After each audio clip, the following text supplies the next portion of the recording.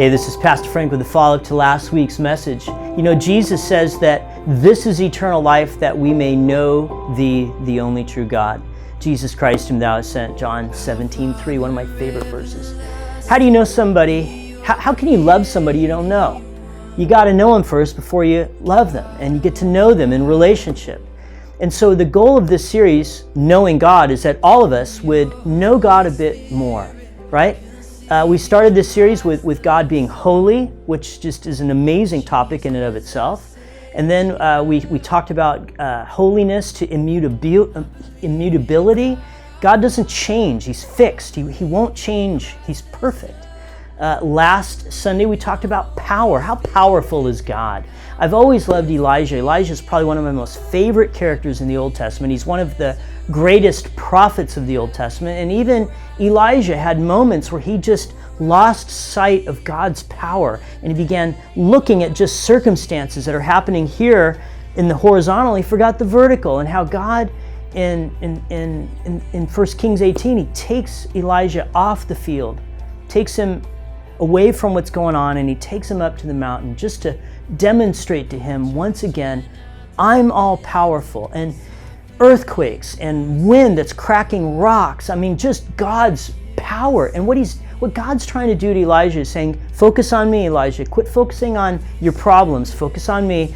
I am more powerful than your problems. Boy, I need that in my life. How powerful is our God? Our God is all powerful.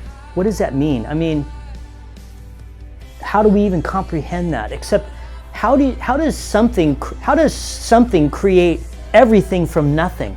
That's power. When God can speak and things come into play just by God speaking into our lives, creating us, creating matter. I mean, it's incredible. This is God. He's all powerful. When I was a little boy, when I was like in elementary school, I remember saying, my dad's more powerful than your dad. My dad can beat up your dad. Hey, I'm 50-some years old, and my God can beat up any God because he's the only God. He's the all-powerful God. And this is the God that's for me.